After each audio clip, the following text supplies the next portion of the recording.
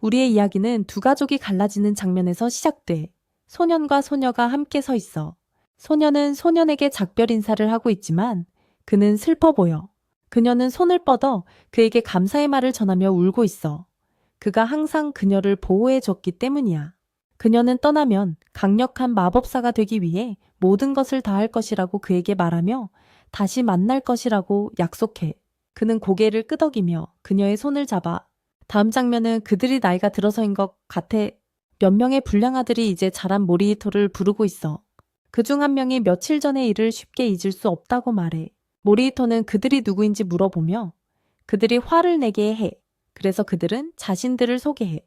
그중 한 명, 모모타라는 이름의 소년이 며칠 전 그들이 학생을 괴롭히고 있을 때 모리히토가 그를 구하러 왔고 그 과정에서 그들을 되려 괴롭혔다는 것을 상기시켜 그들은 그를 공격하기 시작하지만 모리히토는 쉽게 그들의 공격을 피하고 그들보다 더 강해 보이면서도 되려 방역은 하지 않아. 하지만 결국 모모타가 그를 때리는 데 성공해.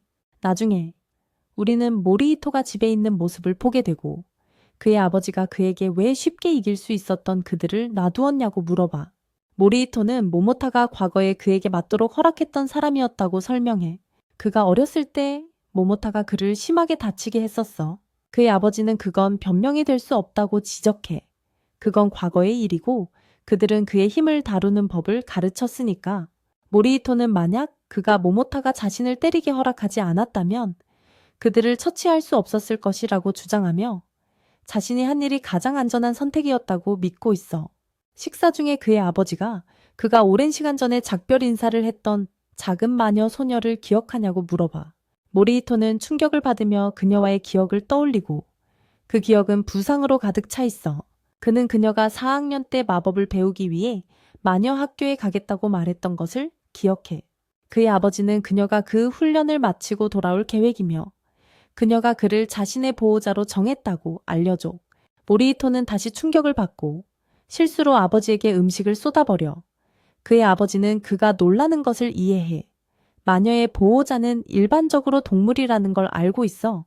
하지만 과거에는 그 동물들이 마녀들로부터 마법 에너지를 흡수하고 인간 형태를 취할 수 있었고 결국 진짜 인간과 결혼하여 원혼의 혈통이라고 불리는 새로운 혈통을 낳았어.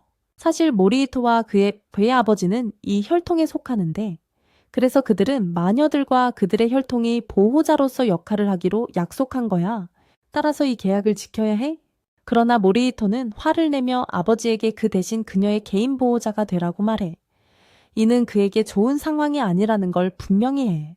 그의 아버지는 그들이 계약이 있다고 주장하며 그 계약을 지켜야 한다고 강조해.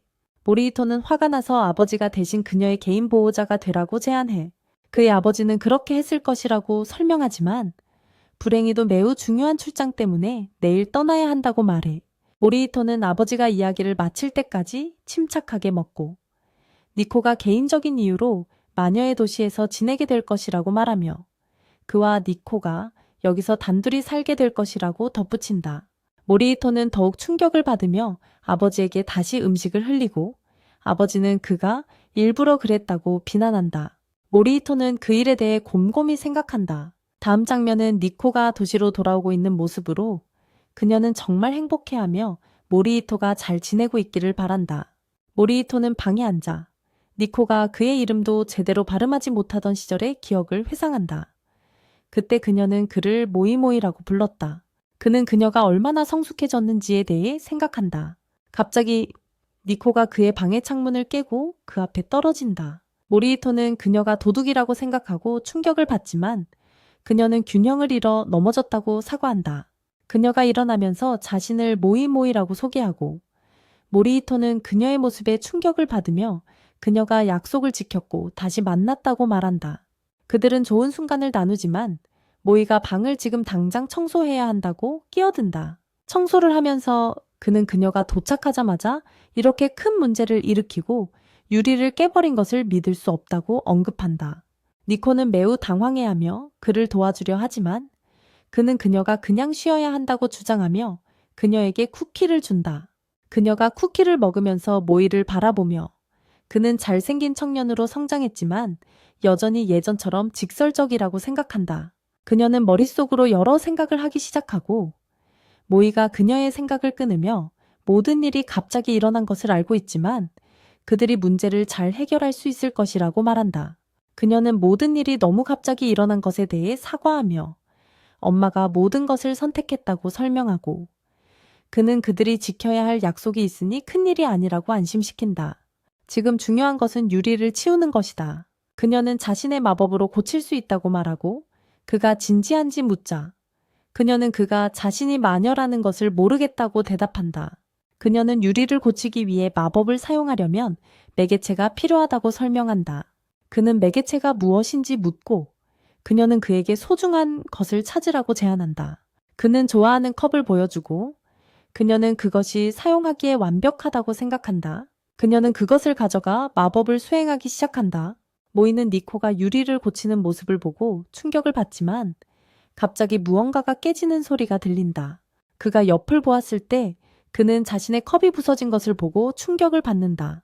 니코는 부서진 것을 고치기 위해서는 사용된 매개체가 소유자에게 강한 감정과 연결되어 있어야 한다고 설명한다. 모이는 화가 나서 그녀가 처음부터 이 사실을 말해 주었어야 한다고 말하며 그 컵은 그에게 큰 의미가 있었다고 말한다. 니코는 사과하며 자신이 대신 자신의 것을 사용했어야 했다고 인정하고 여전히 그에게 의지하고 있다고 말한다. 하지만 그는 그녀가 변했다고 말한다. 중요한 것은 유리가 고쳐졌다는 것이고 그의 컵이 부서진 것과는 상관없이 마법이 정말 놀랍다는 것이다.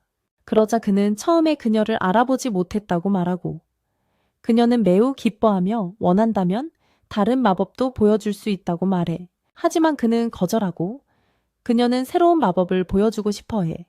그 마법은 무엇이든 평평한 종이로 변하게 해. 그는 자신의 컵이 깨진 이후로 더 이상 마법을 보고 싶지 않다고 말해. 그녀는 결국 원래의 상태로 돌아올 거라고 말해. 그러고 나서 그녀는 자신에게 그 마법을 시전하기로 결심하고 실제로 그렇게 하며 모이를 충격에 빠뜨려. 니코는 자신을 제어할 수 없어 주변의 모든 것이 물결치는 것처럼 느끼고 우연히 창문 밖으로 날아가 버려. 모이는 일어난 일에 충격을 받았고 니코가 여전히 평소처럼 무모하다고 말했어. 그는 그녀를 따라잡으려고 했지만 그녀가 좁은 복도에 갇힐 때까지 한 번 이상 잡지 못했어. 모이는 그녀를 꺼낼 수 없어서 빗자루를 가져와서 그녀를 끌어내겠다고 부탁했어. 그녀는 마법의 지속 시간이 곧 끝날 것이라며 그 복도에서 나오지 않으면 정말로 평평한 여자가 될 거라고 말했어.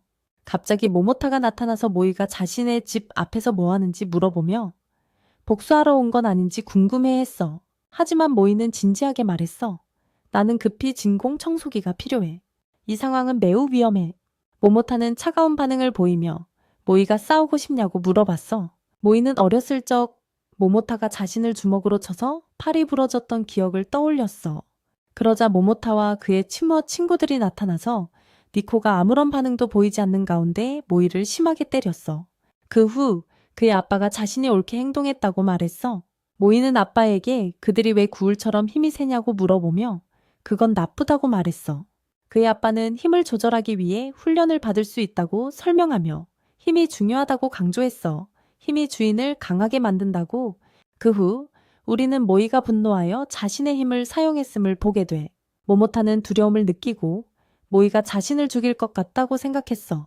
하지만 마지막 순간에 모이는 자신의 힘으로 벽을 부수고 니코를 안전하게 끌어냈어. 니코는 적절한 순간에 다시 정상으로 돌아왔어. 모모타는 니코를 다시 보게 되어 충격을 받았고 그녀는 그에게 안녕, 풀물고기라고 인사했어. 모모타는 화가 나서 이제 자신의 벽을 고쳐야 한다고 말하며 그렇지 않으면 용서하지 않겠다고 했어. 모이는 니코에게 벽을 고칠 수 있는지 물어보았고 그녀는 고칠 수 있지만 주인에게서 소중한 것을 필요하다고 말했어. 그때 모이는 모모타의 머리카락을 마법에 사용하기로 결심하고 실제로 벽이 고쳐져 모모타는 대머리가 되고 무슨 일이 일어난 건지 혼란스러워했어. 모이와 니코는 그 후 떠났고 니코는 모이에게 일어난 일에 대해 사과하며 모모타의 머리카락을 사용한 것이 실수였는지 물어보았어. 모이는 그녀에게 이제 서로 빚을 갚았다고 안심시켰어. 그녀는 동의했고 모이는 모든 일이 잘 끝났다고 말하며 이제 집에 가야 한다고 했어. 갑자기 니코가 멈추고 부탁이 있다고 말했어. 그녀가 옷을 사려고 했다는 사실이 밝혀졌고 많은 양을 사서 모이는 무거운 짐을 들고 다니며 팔이 부러질 것 같은 기분이 들었다. 그녀는 그가 강한 구울이니 그런 소리 하지 말라고 농담을 했다. 그러고는 그를 도와주기 위해 마법을 걸겠다고 했고 그 마법 덕분에 물건들이 정말 가벼워졌다. 모이가 니코의 마법이 끝난 후 물건을 들려고 했을 때 그 가벼움에 충격을 받고 니코에게 그녀의 마법이 대단하고 매우 유용하다고 말했으며 그 말에 그녀는 매우 기뻐했다. 그녀가 걸어가기 시작했고 모이는 그녀가 정말로 옷 마을에 자신이 마녀라는 것을 알릴 준비가 되었는지 고민했다. 그렇게 되면 주목을 받게 되고 그녀의 생명이 위험해질 것이다. 니코는 그가 그녀에게 무엇을 하길 원하는지 반박하며 집에만 갇혀 있으란 말이냐고 물었다. 모이는 그게 좋다고 대답하며 위험을 줄일 수 있다고 했다. 그녀는 그의 생각을 이해하지만 마녀들 사이에는 사람들을 도와야 한다는 규칙이 있다고 지적했고 또한 그녀처럼 초보 마녀의 마법은 불안정하니 사람들과의 상호작용이 그녀의 기술을 안정시키는 데 도움이 될 것이라고 말했다. 혼자 남아있는 것은 그녀를 어두운 마법에 빠지게 만들 뿐이라고 그는 그녀가 마법을 사용하면서 사람들과 상호작용하는 것이 좋다고 말했고 그녀는 그것이 힘들 것이라는 걸 알면서도 동의했다. 하지만 그것은 그녀가 강력한 마녀가 되어 다른 사람들을 도울 수 있도록 훈련을 마치는 것과 같았다. 모이는 니코의 꿈이 멋지다고 생각하며 그녀가 그 꿈을 이룰 수 있도록 도와줘야겠다고 미소 지었다. 그는 알겠다고 내가 당신의 수호자가 되어줄 테니 필요한 것이 있으면 도와주겠다고 말했다.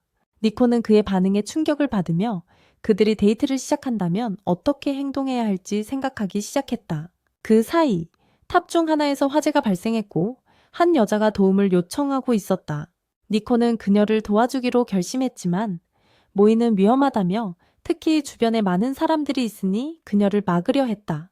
니코는 이전에 사람들을 돕기 위해 마법을 사용할 것이라고 그에게 말한 것을 상기시키며 날아다닐 수 있는 빗자루를 꺼냈다.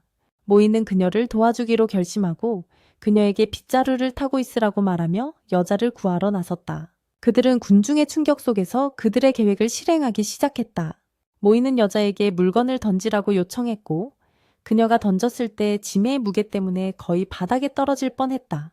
니코는 그녀의 가벼운 마법을 사용해 모이를 더 가볍게 만들어 주었고 그들은 마지막 순간에 상황을 구했다. 하지만 그 마법이 모이의 정신에도 영향을 미친 것 같아. 그가 이상한 말을 하기 시작했고 그때 가벼운 마법이 사람들을 즐겁게 만든다는 사실이 깨달아졌다. 여자는 그들이 이렇게 날고 있는 것이 어떻게 가능한지 놀라며 물었다. 그들은 그녀에게 설명하기 시작했지만 날고 있는 동안 가벼운 마법이 점점 사라져가고 있었고 다시 떨어질 위기에 처했다. 하지만 그들은 안전하게 착륙할 수 있었고 여자가 자신을 구해준 것에 대해 감사하며 그들의 하강을 축하했다. 그러고 나서 니코는 그들이 소지품을 두고 왔다는 것을 기억하고 다시 돌아가기로 결심했다. 그들은 여자에게 작별 인사를 하고 떠났고 그녀는 일어난 일에 놀라움을 금치 못했다. 그 후 우리는 집으로 돌아온 모이와 니코로 전환했는데 그들은 평소보다 더 무겁게 느껴지는 짐을 나르느라 지쳐 있었다. 니코가 주문서의 내용을 읽었을 때 그녀는 가벼움 주문에 부작용이 있었음을 발견했고 그것은 모이와 니코 모두에게 영향을 미쳐 그들이 땅에 쓰러지게 만들었다. 나중에 모이와 니코는 이렇게 모든 사건이 일어날 줄 몰랐던 데에 불만을 품고 투덜거렸다. 결국 그들은 잠자리에 들 준비를 했고 니코는 모이에게 내일부터 그들의 새로운 삶이 공식적으로 시작된다고 말하며 이 시기에 잘 챙겨주길 바랐다. 그는 그녀에게 그런 이상한 말을 하지 말고 방에서 잠을 자라고 말했다. 니코는 알겠다고 대답하며 방으로 가기 전에 그날 그가 해준 일에 대해 고마워한다고 말했는데 이제 그의 힘을 조절할 수 있다는 게 대단하다고 했다. 그는 그것을 확인했다. 그리고 그는 아버지가 니코에게 1년 이내에 재난이 일어난다고 말했던 것을 기억하기 시작했다. 모이는 이 사실에 충격을 받았고 그의 아버지는 니코의 아버지가 미래를 볼 수 있는 예언자라서 알게 되었다고 설명했지만 정확히 어떤 일이 일어날지는 알지 못했다. 모이가 재난에 대한 해결책을 찾으려 할 때 그는 니코가 생존하기 위해 보호자가 필요하다는 것을 깨달았다. 모이는 다가오는 일로부터 니코를 구할 방법을 고민하면서 그녀가 그를 애정 어린 시선으로 바라보는 것을 보았다. 다음 날 니코는 마이와 이야기하며 그들의 첫날 함께 살고 난 소감을 물었다. 그는 차가운 목소리로 아무것도 아니라고 대답하며 그녀는 옷을 입고 바로 아래층으로 내려와야지 그의 방에 오면 안 된다고 했다. 그녀는 마이와 같은 집에서 살고 있다는 것이 믿기지 않는 생각을 하고 있었다. 어쨌든 그들은 학교에 도착했고 니코는 정말 행복해하며 그녀의 10대 생활이 드디어 시작되었다고 말했다. 반 명단을 보았을 때 그녀는 자신과 마이가 같은 반이라는 사실에 신이 나서 기뻐했다.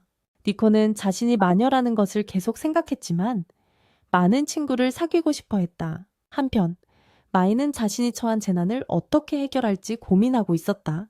학생 환영회가 끝난 후 니코와 마이는 학교를 걷고 있었고 니코는 모든 학생들이 자신의 나이와 같아서 정말 신나며 그들 사이의 강한 유대감에 감격하고 있었다.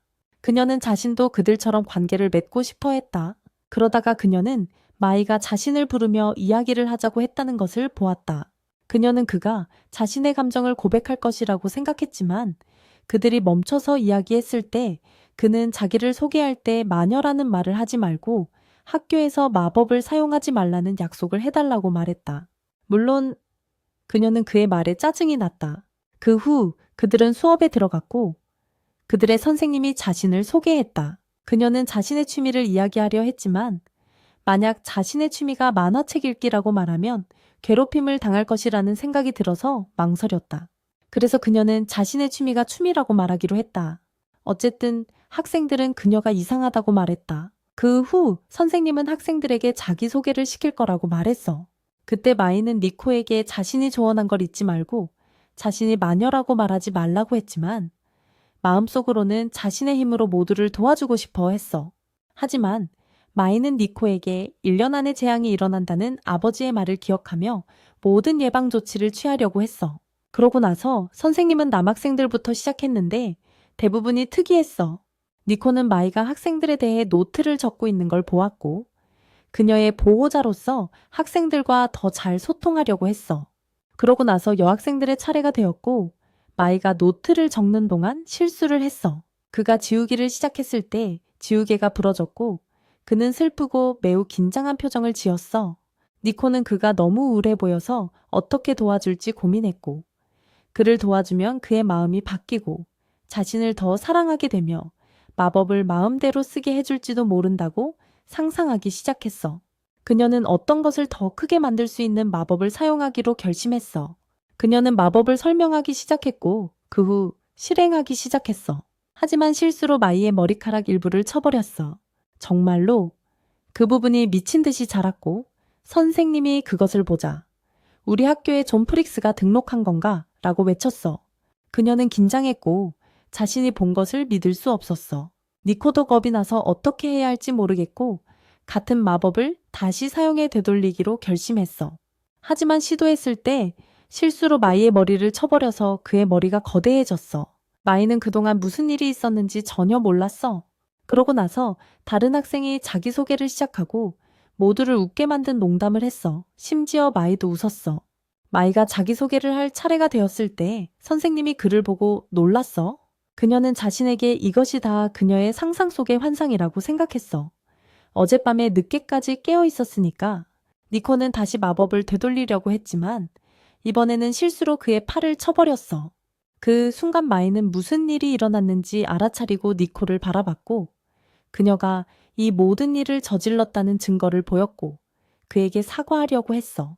그가 자기소개를 하려고 일어섰을 때 그는 팔을 숨기려고 했고 모든 학생들은 그의 서 있는 방식과 말하는 방식에 혼란스러워했어. 마이는 이제 모두가 자신을 이상하게 생각할 거라고 생각했어. 하지만 상황은 잘 풀렸어. 그 후 마이는 니코에게 마법을 되돌려서 정상 크기로 돌아오게 하려고 팔을 내밀었어. 하지만 동시에 니코의 자기소개 차례가 되었고 그녀가 급히 일어섰을 때 실수로 마법을 자신에게 쳐버려서 거대해졌어. 교실의 모든 학생들은 겁에 질렸어. 그 순간 그녀는 자신을 소개하며 자신이 마녀라고 말했고 이는 마이를 매우 실망하게 만들었어. 하지만 선생님은 이들이 애초에 그녀의 어머니에 의해 마녀로 선택된 것이라고 설명했으니 놀랄 일이 아니었어. 니코는 슬퍼 보이며 서 있었고 모두가 그녀를 호기심 어린 눈빛으로 바라보고 있었어. 마이는 그녀에게 친구가 생기길 바랐지만 일어난 일 때문에 아무도 그녀를 알기를 원하지 않을 것 같았어. 방과 후 마이가 니코를 집에 데려가겠다고 제안했고 그녀는 동의했어. 그런데 그녀의 그부 중 한 명이 그녀를 부르고 함께 집에 가자고 하며 가는 길에 식당에 들르자고 했고 마이는 동의해서 니코를 기쁘게 했어. 소녀들이 식당에 도착했을 때 그들은 자신들을 유혹하려는 남자들을 만났어. 너희 정말 귀엽다. 우리와 나가보지 않을래? 하지만 소녀 중 한 명이 그들은 잊어버려 라고 말했어. 바로 식당으로 들어가자 그 순간 한 남자가 그녀에게 말을 걸려고 했지만 그녀는 너희 같은 패배자와는 단 1초도 낭비하지 않을 거야 라고 응수했어. 남자들은 그녀의 말에 충격을 받았지. 그들은 떠났고 소녀들은 식당으로 들어갔어. 나중에 니코는 카라라는 소녀에게 그녀가 한 행동이 정말 멋지다고 말했고 카라는 깊이 얼굴이 빨개졌어. 카라는 그냥 무시해 라고 대답했어. 니코, 네오에 대해 좀 말해줘. 그러자 코코미가 우리 학교에 마녀가 함께 있다니 정말 좋다 라고 덧붙이며 니코에게 마법과 주문에 대해 이야기해 달라고 했어. 그녀는 니코가 정말로 마법을 쓸 수 있는지 물어봤어. 니코는 자신감 있게 할 수 있어. 정말 쉬워. 라고 말했고 카라는 그 자신감은 위험할지도 몰라. 라고 언급했어. 니코는 내가 살던 곳에서는 내 또래 친구가 없어서 많은 시간을 혼자 보냈어. 라고 이야기하기 시작했어. 그녀는 지금처럼 같은 나이의 친구들과 어울리는 것을 정말 기대하고 있었어. 니코는 카라와 코코미가 중학교 때부터 친구인지 물어봤어. 코코미는 확인하고 나는 중학교 때 외로운 소녀였고 책 읽는 것을 좋아했어. 라고 추가했어. 그래서 다른 학생들이 그녀를 괴롭히며 이상하다고 불렀지. 하지만 어느 날 카라가 코코미에게 다가가서 식당에 가자고 초대했고 코코미는 동의했어. 그때부터 그들은 친구가 되었어. 니코는 카라가 한 일이 정말 놀랍다고 말했고 카라는 다시 얼굴이 빨개졌어. 그런데 카라가 나를 잊어버려 라고 말했어. 학교에서 함께 다니는 그 잘생긴 남자에 대해 말해줘. 니코는 뭐에 말하는 거야? 라고 대답했어. 그는 내 어린 시절 친구야. 라고 말하자 카라는 충격을 받았어. 그녀는 너희가 어린 시절 친구라면 왜 그렇게 그와 이야기하? 라고 물었어. 그도 너에게 그렇게 대응해. 너희는 분명히 로맨틱한 관계야. 니코는 재빠르게 부인했고 카라는 그럼 왜 같은 집으로 돌아가? 라고 계속 물었어. 니코는 우리는 함께 살고 있었기 때문이야. 라고 설명했고 카라는 미쳐버릴 것 같았어. 뭐라고? 라고 외쳤어. 그건 정말 부적절해. 니코는 당황해서 뭐라고 말해야 할지 몰랐어. 한편 남자들은 밖에서 복수를 다짐하며 기다리고 있었어. 그때 카라가 니코에게 말했어. 모에와의 관계에 대해 이야기하고 우리에게 소개해 줄래? 나 남자친구 사귀고 싶어. 그리고 코코미도 이 의견에 찬성했어. 한편 남자애들은 그들을 공격할 준비를 하고 있었어. 하지만 모에는 상황을 지켜보며 남자애들을 무자비하게 때렸어. 그 동안 누군가 모에에 대해 거짓말을 하고 그를 깎아내려서 정말 안 좋은 이미지를 만들었어. 여자애들이 식당을 나가면서 모에의 외모에 속았다고 말했어. 니코는 자신이 한 말에 미안했지만 조금 질투가 난다고 생각했어. 다음 날 학생들이 니코 주위에 모여서 그녀가 대단하다고 말했고 모에는 니코가 친구를 사귈 수 있을지 걱정했기 때문에 기뻐했어. 반면 몇몇 남자애들은 모에에게 니코를 소개해달라고 요청했어. 카라는 그들에게 마법을 보여달라고 요청했고 모에는 그것 때문에 화가 났어. 하지만 니코는 정말 신나서 마법을 쓰기 시작했어. 선생님이 들어오셔서 교실 상태를 보고 내가 악마 사냥꾼 애니메이션의 성에 들어온 건가? 라고 외쳤어. 그러고 나서 선생님은 잘못된 곳에 들어온 줄 알았지만 상황을 이해하고 더 이상 장난치지 말라고 말했어. 그녀는 수업을 설명하기 시작했고 학생들에게 풋살이라는 스포츠를 하자고 말했지만 학생들은 반대했어. 하지만 그녀는 우리는 지칠 필요 없어 라고 말했어. 니코의 마법을 이용하면 돼. 모든 학생들이 이에 동의했지만 물론 모에는 마법을 즐거움에 쓰는 건 안 된다고 화를 냈어. 결국 그들은 운동장으로 내려가서 시작했어. 니코는 규칙을 설명하려고 했고 마법을 사용하기 시작했어. 그 후후 그녀는 모두를 날게 했고 그들은 무슨 일이 일어나고 있는지 믿을 수 없었어. 각 학생은 자신의 개성을 반영한 중력 마법을 사용했어. 하지만 결국 그들은 모두 어우러져서 한 가지 방식으로 마법을 사용했어. 선생님은 충격과 놀라움 속에서 지켜보았고 다른 반의 몇몇 학생들은 무슨 일이 일어나고 있는지 지켜보며 그들과 함께하고 싶어 했어. 그 후 모에는 니코가 괜찮은지 물었어. 그녀가 많은 마법 에너지를 사용하고 있다고 확신했거든. 그녀는 걱정 마, 난 괜찮아? 라고 말했어.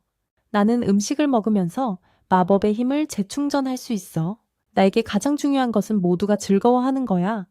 나는 마녀로 태어날 운명이었고 모두가 내 마법을 즐기는 걸 보니 행복해. 그때 모에는 네가 그렇게 느낀다면 나는 완전히 반대야 라고 말했어. 나는 좀비로 태어난 이후로 한순간도 기쁨을 느껴본 적이 없어.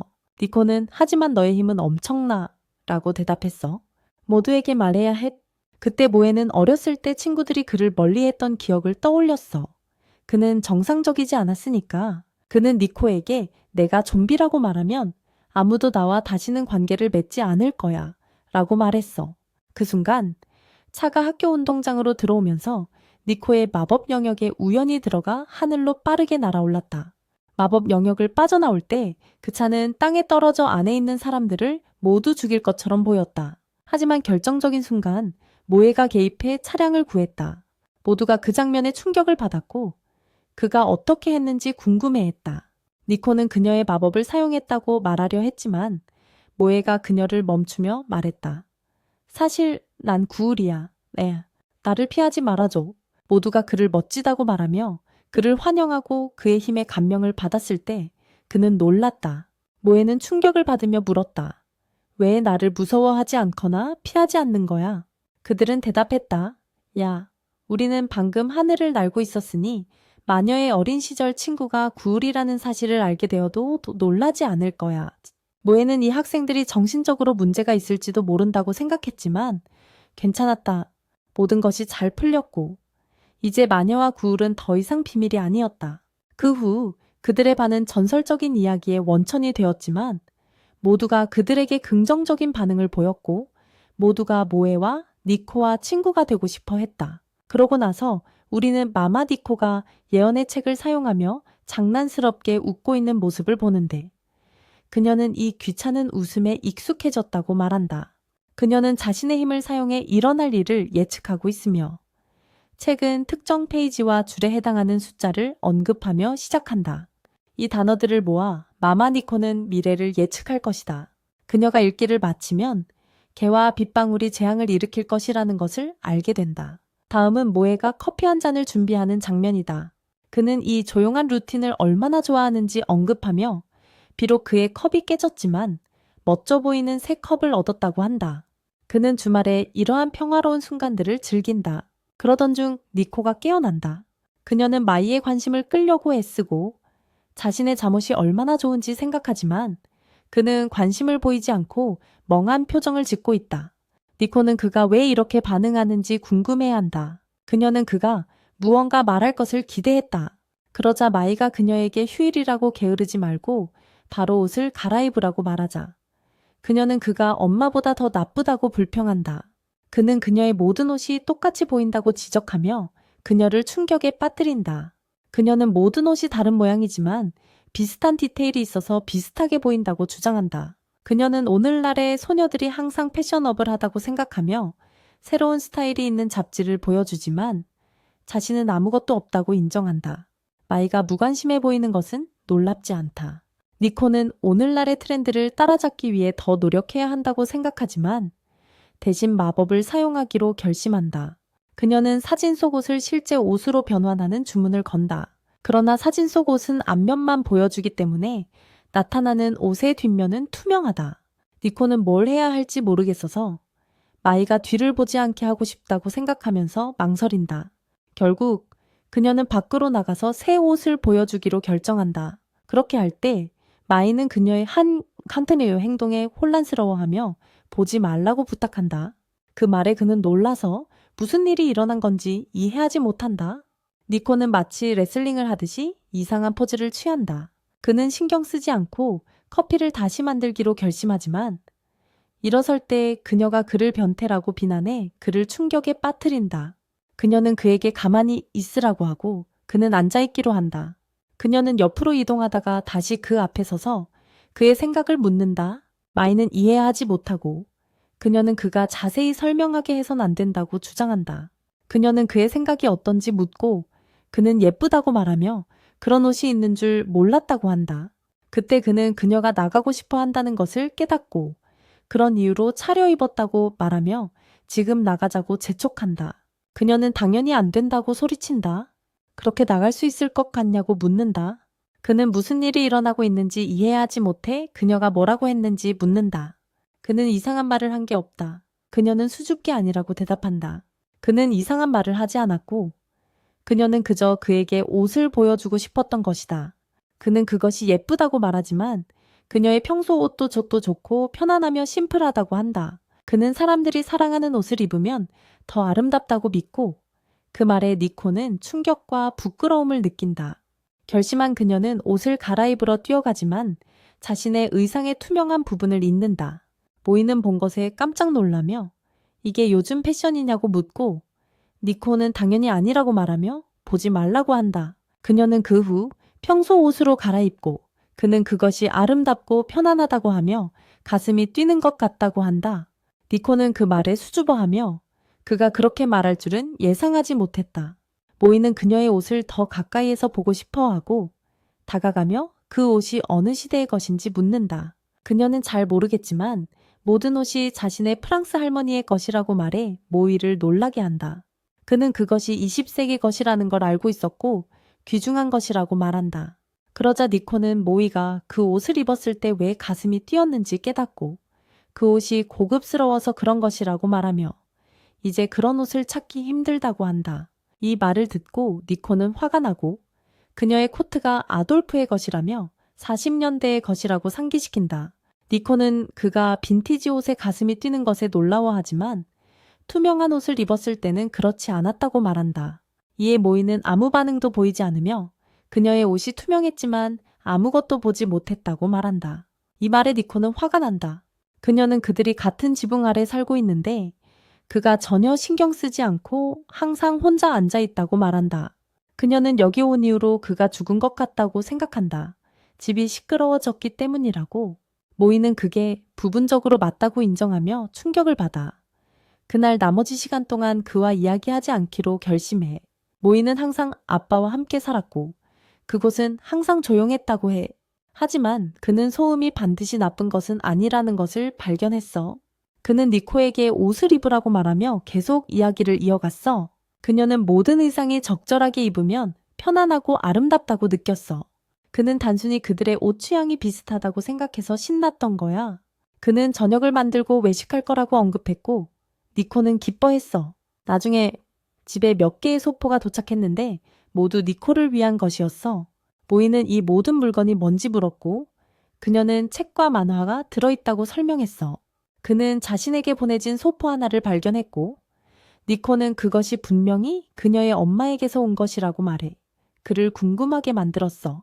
소포 안에는 편지가 있었고 그는 그것을 읽기 시작했어. 그는 니코의 엄마가 일본의 유준키오라는 마을에 살고 있다는 걸 알게 되었고 그곳은 마녀 사냥 때문에 마녀들의 새로운 고향이 되었대. 니코의 엄마는 예언을 하려면 많은 마법 에너지가 필요하기 때문에 그곳에 정착하기로 했고 그녀는 자신의 힘을 키워 완전한 예언을 이루고 딸에게 무슨 일이 일어나는지 이해하기 위해 남아있어. 그래서 그녀는 모이에게 이 시간을 동안 니코를 보호해달라고 요청했어. 니코의 엄마는 그가 어릴 적부터 항상 그녀를 도와주었기 때문에 그녀의 딸을 잘 돌봐주길 바라고 있어. 이후에 니코는 모이에게 물건을 나르는 걸 도와달라고 했지만 그는 그녀에게 책임을 좀 져야 한다고 말하며 스스로 옮기라고 했어. 이로 인해 그녀는 모이가 엄마의 편지를 읽고 나서 책임감이 커졌다는 것을 깨달았어. 니코는 마법을 사용하려고 했지만 모이는 마법을 사용하면 부작용이 생길 수 있으니 하지 말라고 경고했어. 그녀는 부작용이 없는 주문이 있다고 반박하며 사용하기 시작했어. 그녀가 마법을 끝내자 다른 버전의 니코가 나타났지만 모이가 보니 니코와 그녀의 복제본 모두 키가 작아졌어.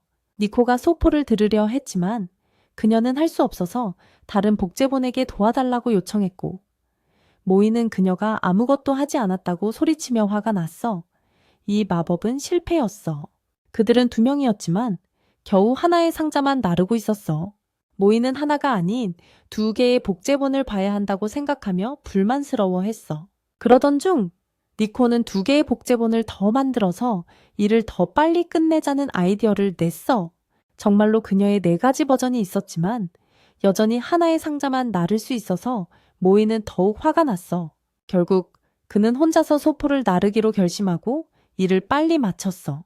니코의 복제본들은 모이를 놀리며 그는 그녀가 단 하나의 버전으로 돌아가야 한다고 말했지만 그녀는 잠깐 기다려달라고 했어. 그는 동의하며 편지 읽기를 마쳤어. 그는 니코의 엄마가 새로운 예언에 도달했다고 언급하는 부분에 도달했는데 개와 빗방울이 재앙을 일으킬 것이라고 했어. 갑자기 모이는 니코가 개에게 쫓기며 소리치는 것을 들었어. 그는 그녀를 구하기 위해 달려가다가 그녀를 보호하는 동안 어깨를 물렸다. 알고 보니 개 주인이 와서 개가 잃어버렸다고 사과했다. 모이는 이게 흔한 일이라는 걸 이해한다고 화를 내며 만약 다시 이런 일이 생기면 그냥 넘어가지 않겠다고 말했다. 개와 주인은 겁에 질려 도망쳤다. 니코와 그녀의 복제품은 두려움에 모이에게 매달렸고 원래의 모습으로 돌아가기로 결정했다. 그 후 니코는 자신이 모든 일이 자신의 잘못이라고 울면서 사과하기 시작했고 결국 모이가 다치게 되었다. 그는 괜찮다고 그녀를 안심시켰다. 나중에 니코는 모이를 위해 커피를 만들러 갔고 모이는 니코의 엄마가 보낸 주문서를 열었다. 편지에는 봉인이 사라지면 재앙이 발생한 것이고 사라지지 않으면 상황이 그냥 정상 문제라는 내용이 적혀 있었다. 만약 봉인이 사라지지 않으면 상황이 그냥 일반적인 문제라는 의미였다. 모이는 개와 빗방울로부터 어떤 재앙이 올 수 있을지 생각하기 시작했고 날씨를 확인하기 위해 뉴스를 보기 시작했다. 정말로 밤이 되자 비가 내리기 시작했고 누군가 모이의 집을 밖에서 지켜보고 있었다. 나중에 모이와 니코는 팥을 사러 나갔다. 그건 니코의 에너지를 회복하는 수단이었다. 모이는 그녀에게 이런 날씨에 왜 나갔냐고 물었고 그녀는 어쩔 수 없었다고 말했다. 그는 그녀와 함께하기보다는 집에 남아있을 수도 있었다. 모이는 예언에 대해 이야기하려고 했지만 생각을 고쳐먹고 잊어버리자고 하며 집에 가자고 말했다. 모이는 니코에게 예언에 대해 경고할 방법을 생각하고 있었고 그녀가 조심할 수 있도록 하고 더 잘 보호할 수 있기를 바라며 그녀는 그가 관심 없던 애니메이션에 대해 이야기하고 있었다. 그녀가 이것을 알아차리자 그녀는 그에게 뭐라고 했는지 반복하라고 레프리만데 됐다. 그는 사과하며 다시 말해달라고 부탁했다. 그녀는 애니메이션이 개에 관한 것이라고 말했고 그는 충격을 받아 그녀를 꽉 잡으며 어떤 개냐고 물었다. 니코는 일어난 일에 짜증이 났고 모이는 비 오는 날 그녀를 보호하는 것만 생각하고 있었다. 그는 니코에게 자신의 우산 아래로 오라고 요청했고 그녀는 동시에 충격과 흥분을 느끼며 누군가 그들을 보고 있기를 바랐다. 과연 그녀의 친구 카라가 그들을 보고 왜 우산을 함께 쓰고 있냐고 물었다. 플러트하고 있는 건가? 그녀는 니코를 쇼핑하러 데려가고 싶었지만 니코는 거절했다. 그 후 그들은 계속 길을 갔고 니코는 집으로 가고 있지 않다는 것을 알아차렸다. 그녀는 어딘가 가는 거냐고 물었고 모이는 그렇다고 대답했다. 그들은 열린 장소에 도착했고 니코는 모이가 사랑을 고백할 것이라고 생각했지만 갑자기 모이는 우산의 다른 구석으로 옮겨서 숨고 있는 사람에게 잘 숨지 못한다고 크게 말하며 나오라고 했다. 이로 인해 니코는 누군가 그들을 쫓고 있다는 것을 깨달았다. 그녀는 그가 좋아하는 사람이라고 생각했지만 모이는 확실히 아니라고 말했다. 그 사람이 나왔을 때 그는 니코가 좋아하는 애니메이션 캐릭터처럼 개 마스크를 쓰고 있었다. 모이는 예언의 말을 떠올리며 이 사람이 누구인지에 대해 불안해졌다. 갑자기 이 사람이 모이를 공격했고 싸움이 시작되었다. 모이는 그 사람이 빠르다는 걸 알았지만 자신이 더 강하고 이길 수 있다고 생각했다. 그러자 그 이상한 남자가 지팡이를 꺼내 바람 공격을 해 모이를 날려버렸다. 그 순간 모이는 자신의 모든 힘을 쏟기로 결심하고 강력한 불 공격을 쏘았다. 하지만 그 공격은 함정이었다. 그는 뒤에서 그 낯선 사람을 붙잡고 그를 죽이는 것에 신경 쓰지 않는다고 말했다. 그가 알고 싶었던 건 그의 정체였다. 그가 마스크를 벗자 이상한 사람이 드러났지만 니코는 그를 잘 알아보았다. 그의 이름은 탱우였다. 그의 얼굴에는 슬픔이 가득했고 니코는 그의 전투 스타일로는 그를 알아볼 수 없었다. 그러자 니코는 이 사람을 소개하며 그의 이름이 탱우라고 말했다. 그는 그녀가 훈련했던 장소에 있었다. 그에겐 충격이었다. 탱고는 그에게 사과하며 모이의 힘과 니코를 지킬 능력을 시험하고 있었다고 말했다. 또한 그는 니코를 지키기 위해 여기 왔으며 자신이 까마귀 종족의 수호자라고 주장했다. 나는 까마귀 종족의 동료다. 그 후 모두 집으로 돌아갔고 탱고는 오랜만에 니코를 보게 되어 매우 기뻐했다. 한편 모이는 불만스러운 듯 보였다. 그는 탱구에게 말을 걸려고 여러 번 불렀지만 탱구는 그를 무시하고 니코와만 이야기했다. 그들은 그들의 기억과 탱구의 아빠와 니코의 아빠가 친구가 되었던 산에서 만났던 이야기를 회상하고 있었다. 그때 탱구와 니코는 쉽게 친구가 되었고 어릴 적 함께 놀며 많은 시간을 보냈다. 그러다가 탱구가 니코에 대해 부끄러운 이야기를 시작하자 그녀는 얼굴이 빨개지고 그만하길 원했다. 그때 모이가 끼어들어 탱구에게 중요한 얘기를 아직 안 했다고 말했다. 왜 여기 왔는지 같은 것들. 이에 탱구는 모이가 지루하고 귀찮다고 말했다. 탱구는 그가 과거에 니코가 수호자가 되어 달라고 부탁받아서 여기 왔다고 언급했다. 그 순간 탱구는 특별한 버거를 다 먹고 또 하나를 원했기에 모이가 일어나서 그에게 하나 더 가져다 주었다. 그걸 다 먹고 그는 탱구에게 다가가 그것을 그의 이마에 던져서 탱구의 이마가 아프게 타오르게 만들었다. 탱구는 소리쳤다. 모이, 너 눈이 멀었냐? 네오 뭐 한 거야? 모이는 쿨하게 대답했다. 너의 이마가 너무 넓어서 접시인 줄 알았어. 그러자 모이는 그걸 잊으라고 하고 니코의 수호자라면 왜 숨어 있었냐고 물었다. 탱구는 대답했다. 나는 괴물과 대화하지 않아. 모이는 그러면 네 방식을 강제로 말하게 하겠다고 말했다. 탱구는 긴장하며 어떻게 할 건데? 라고 물었다. 모이는 화가 나서 니코에게 어떤 마법을 사용해 탱구에게 말하게 하라고 요청했다. 그러자 니코는 탱구의 우산을 말하는 존재로 변형시켜서 진실을 드러냈다. 우산은 과거의 괴물과 탱구가 기름과 물처럼 완전히 어울리지 않았지만 이제 그들의 관계가 조금 안정되었다고 말했다.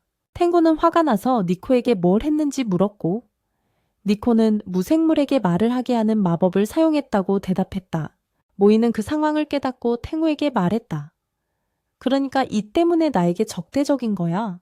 그거 짜증나. 나는 처음 듣는 이야기지만 아빠가 탱구에 대해 이야기해 준 적이 있어서 넌 낯선 존재가 아니야. 탱구는 화가 나서 대답했다. 그게 내가 말하고 싶은 거야. 너희 괴물들은 항상 탱구를 깔보고 전혀 신경 쓰지 않아. 모이는 그를 차갑게 바라보았고 탱구는 말했다. 그 차가운 눈빛을 그만 봐. 그러면 내가 울지도 몰라. 너는 대체 왜 이러는 거야? 괴물, 왜 나를 이렇게 대하는 거지? 탱구는 항상 고통받고 죽어가는데 괴물들은 전혀 신경 쓰지 않아? 모이는 대답했다. 내 증오의 이유는 사소해. 너는 마치 아빠가 누구에게도 지지 말라고 했던 것처럼 말하는데 동화에서는 항상 괴물들이 칭송받잖아. 애니메이션에서도 귀멸의 칼날이라고 부르잖아. 왜 탱구 슬레이어라고 부르지 않지? 그리고 나는 네 아빠가 만화를 많이 읽었다고 말할 수 있어. 왜냐하면 그가 가장 좋아했던 부분은 악마가 베이는 것을 보는 거였고 그의 최애 캐릭터는 악마였으니까. 그러자 탱우는 그가 마시는 술이 몬스터 슬레이어라고 말했다. 모이는 화가 나서 말했다. 네 아빠에 대한 이야기는 충분해. 내게 악마를 죽이는 걸 좋아하는 사람에 대해 말하지 마. 이건 나와는 아무 상관없어. 네가 왜 숨고 있었는지 말해줘. 탱구는 설명했다. 나는 니코를 보호하고 싶었어. 괴물 없이도. 왜냐하면 그렇게 하면 모든 영광이 나의 것이 되고 탱우의 명성이 높아지고 모든 괴물들이 우리에게 경배할 거니까. 모이는 그러니까 비 오는 날 그렇게 준비한 거구나. 그러자 니코가 말했다. 너는 항상 나를 보호해줬어. 내가 학교에 있을 때도 네가 해준 것에 고마워. 칸이 그의 본명이었던 것 같다. 칸은 대답했다. 걱정하지 마. 어차피 나는 호위생물 종족이니까 운명이 나를 부르면 나는 응답할 거야. 그러자 우사는 그의 말에 속지 말라고 그가 하는 일의 진짜 이유를 말해주겠다고 했다. 이부키 아가씨가 그의 모든 빚을 갚아줬고 그는 그녀에게 많은 돈을 빚지고 있다. 칸은 우산을 잡고 입을 다물게 했다. 그 후 칸은 후회하는 기색을 보이며 그는 모든 돈을 게임과 쓸데없는 일에 썼고 아는 사람들에게 돈을 빌려서 빚에 허덕이게 되었다고 진실을 털어놓기 시작했다. 그는 도망치려고 했지만 니코의 엄마가 개입해서 그의 빚을 갚아주었다. 그녀는 정말 멋진 여자다. 그 순간 니코는 차를 준비하러 가겠다고 말했다. 칸은 종이를 꺼내고 모이에게 말했다. 니코가 지금 없으니까 이 예언에 대해 알려주고 싶어. 이 예언은 학교에 적이 있다고 했고 재앙이라면 사고나 병이 아니라 니코를 노리는 누군가가 있다고 했어. 칸은 대답했어. 맞아. 그래서 나는 학교 시작부터 니코를 지켜봤고 이건 그녀에게 비밀로 해야 해. 이건 이부키 아가씨의 명령이었어. 그녀가 알게 되면 반 친구들과의 관계에 스트레스를 주고 어두운 길로 빠질 거야. 그때 니코가 들어왔고 칸이 그녀에게 말했어. 이런 괴물과 어떻게 함께 살아. 그는 기분이 나빠 보이고 찡그린 얼굴로 음식을 망칠 거야. 그는 아무것도 준비할 수 없어. 모이는 화가 나서 대답했어. 무슨 소리야? 내가 준비한 음식을 다 먹었잖아. 그게 우리가 가진 전부였어. 너 자신이 부끄럽지 않아.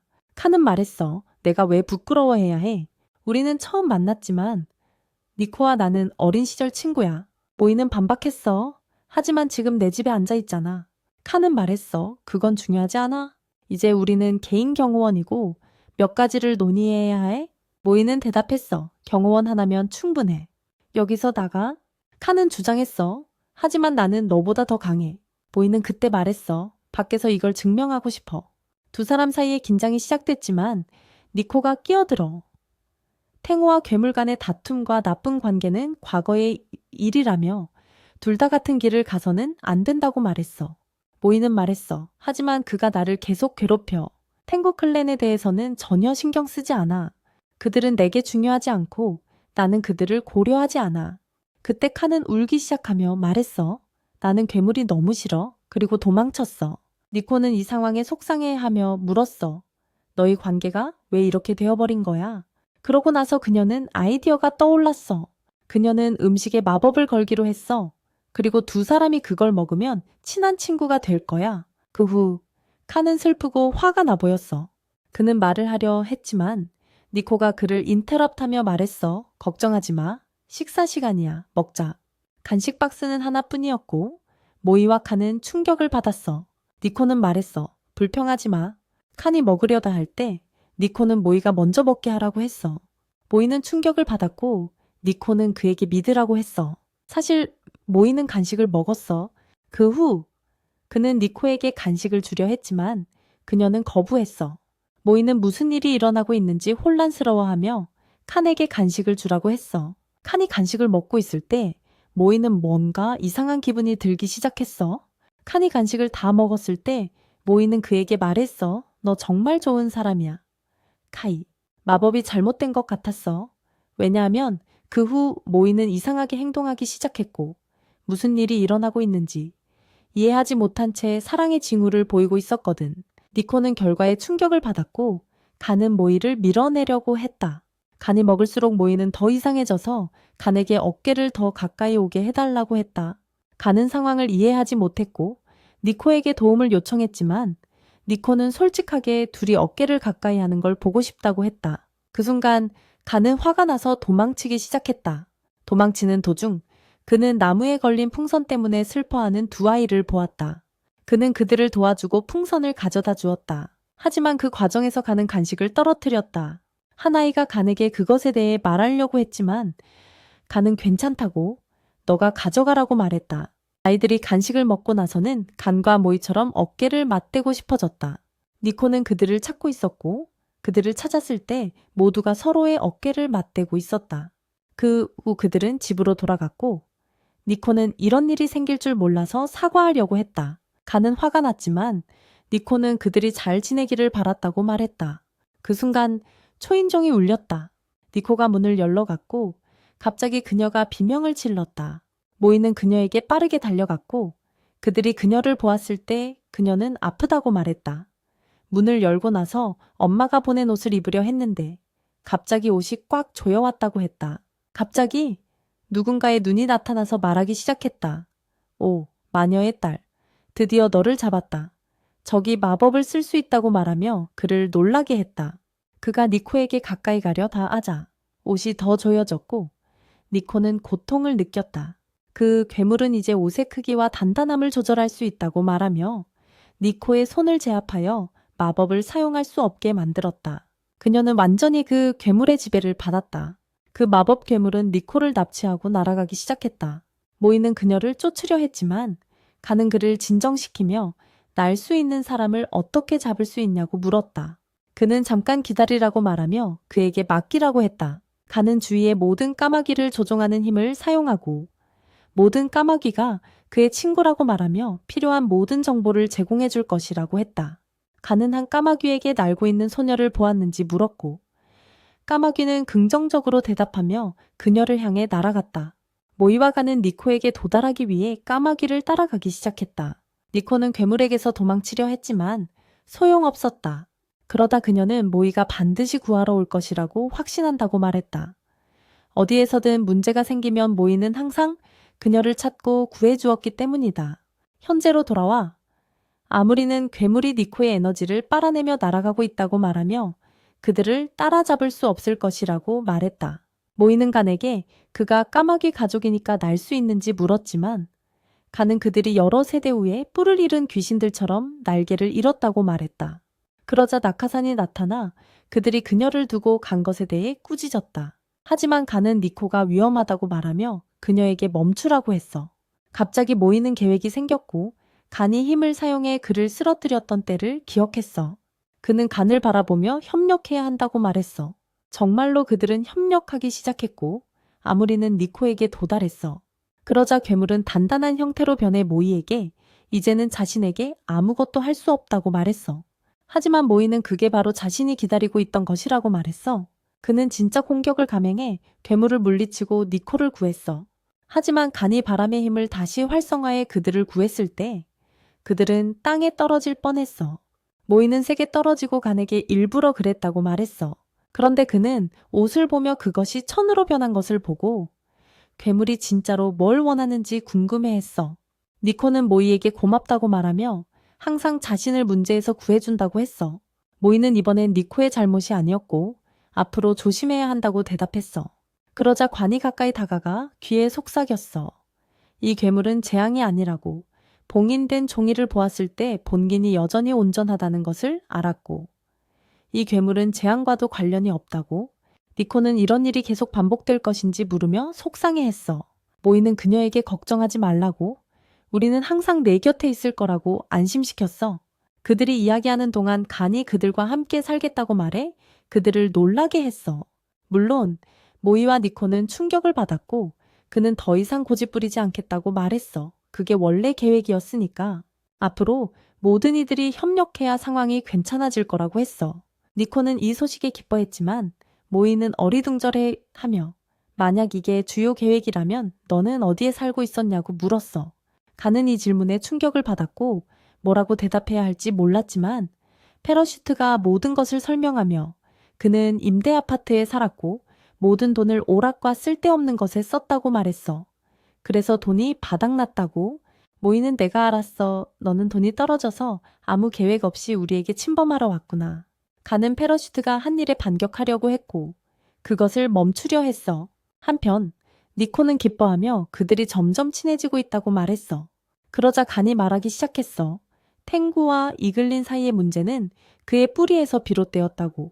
그는 이 갈등 속에서 자랐고 그것을 잇는 데는 시간이 좀 걸릴 거라고. 그리고 많은 적응이 필요하다고. 하지만 지금은 이 문제를 해결해야 해. 모이는 자신에게는 문제가 없고 원한도 없다고 말했어. 그러자 니코는 간을 잘 돌봐야 한다고 말했어. 그는 성실하고 책임감이 있으며 모든 것을 완벽하게 해내는 좋은 요리사니까. 그래서 그는 믿을 수 있는 사람이고 누군가가 그를 돌볼 필요가 없기 때문에 그녀는 간 같은 사람이 필요하다고 생각했어. 간은 그 의미를 이해하지 못했고 니코는 모이와 간이 친구가 필요 없다고 말했던 과거의 일을 기억하고 있었어. 그녀는 말했어. 너희 둘 다 외롭지만 그걸 인정하기 싫어하는 것 같아. 이 기회가 그걸 고칠 좋은 기회가 될 거야. 하지만 그들도 부정하고 있었어. 그 후 그들은 뭔가를 사면서 집으로 가는 길에 있었고 그걸 두고 말싸움을 하고 있었어. 그러다 그들은 칸이 전에 도와준 아이들을 보았고 칸이 그들의 친구가 되어 호감을 얻은 것 같았어. 그들만 그런 게 아닌 것 같았고 많은 사람들이 칸에게 다가와 그를 도와줘서 고맙다고 말하고 있었어. 칸은 친절하고 소통 능력이 뛰어나서 동네에서 인기를 많이 얻은 것 같았어. 나중에 그들은 집에 있는 모습이 보였고 칸과 모이는 서로의 유대를 강화하며 카드 놀이를 하고 있었어. 모든 게 잘 풀리는 것 같았어. 다음 날 니코는 친구 코코의 만화 그림에 매우 감명받았어. 니코의 목소리가 너무 커서 선생님이 만화의 이름 미라주 오론을 들었어. 선생님도 그 만화를 알고 있었던 것 같아. 왜냐하면 그것은 고등학생 사이에서 인기 있는 만화였거든. 검을 휘두르며 괴물을 물리치는 이야기였어. 이 만화는 잘생긴 캐릭터들, 발전된 줄거리, 그리고 전투로 유명했어. 니코는 남자들이 매우 잘생겼다고 말했어. 그 후 그들은 코코의 그림을 칭찬하기 시작했는데 정말 많이 발전했더라고. 선생님은 소녀들의 대화를 듣고 있었고 이 만화의 모든 그림을 따라왔기 때문에 그녀의 취미 중 하나라고 말했어. 어떻게 코코의 그림에 대해 듣지 않았을 수가 있을까?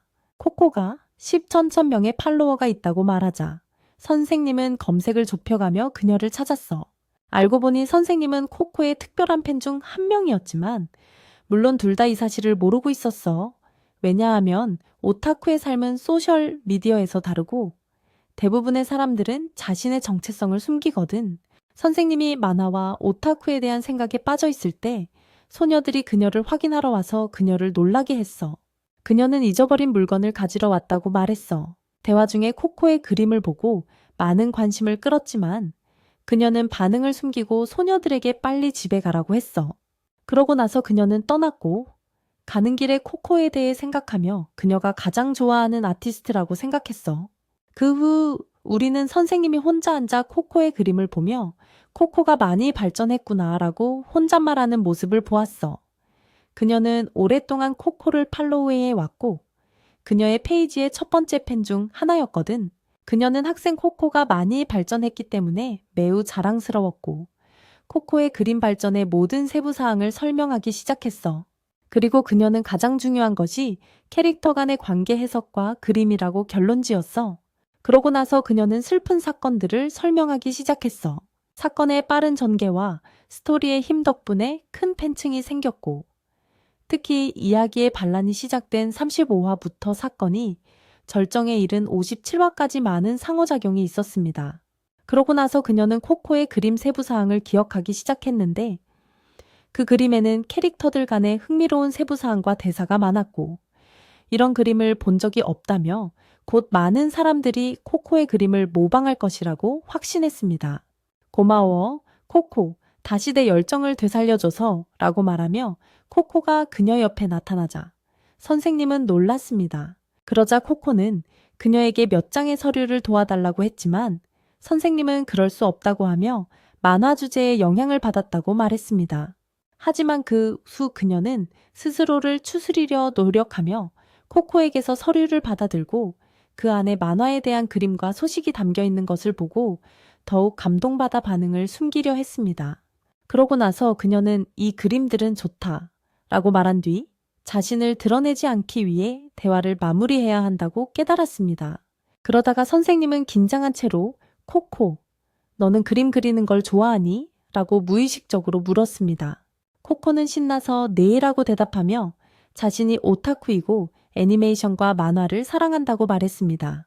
그 후 코코는 같은 질문을 선생님에게 던졌고 선생님은 매우 긴장하며 소리치기 시작했고 자신은 만화나 애니메이션과는 아무 상관이 없다고 했습니다. 그러자 코코는 첫날 수업에서 애니메이션에 대해 이야기했는데 어떻게 그런 말을 할 수 있니? 라고 말했습니다. 선생님은 어쩌면 만화를 조금 읽어본 것 같아요. 라고 대답했습니다.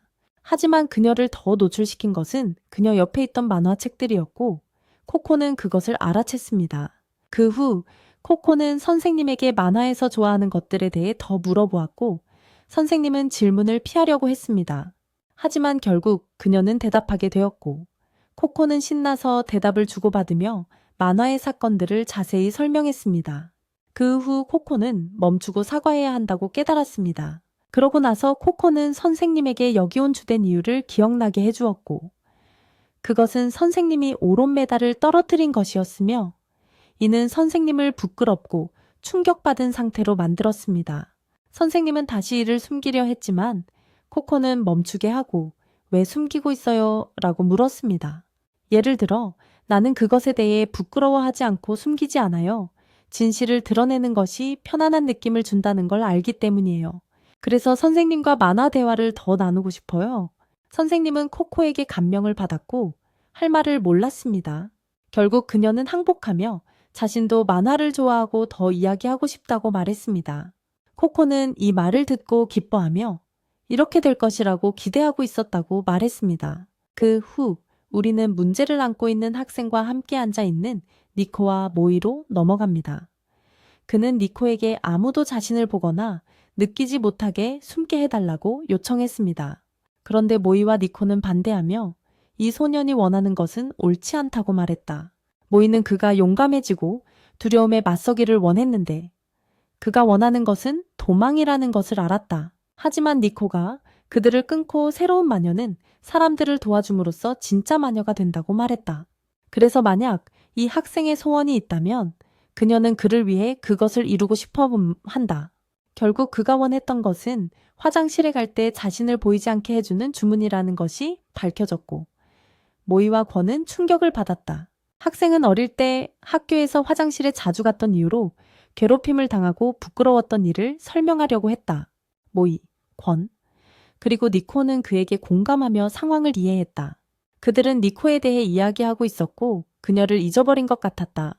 그러다 갑자기 그녀의 존재를 다시 느꼈고 그녀는 자신을 거의 보이지 않게 만들기 위해 주문을 걸었다는 것이 드러났다.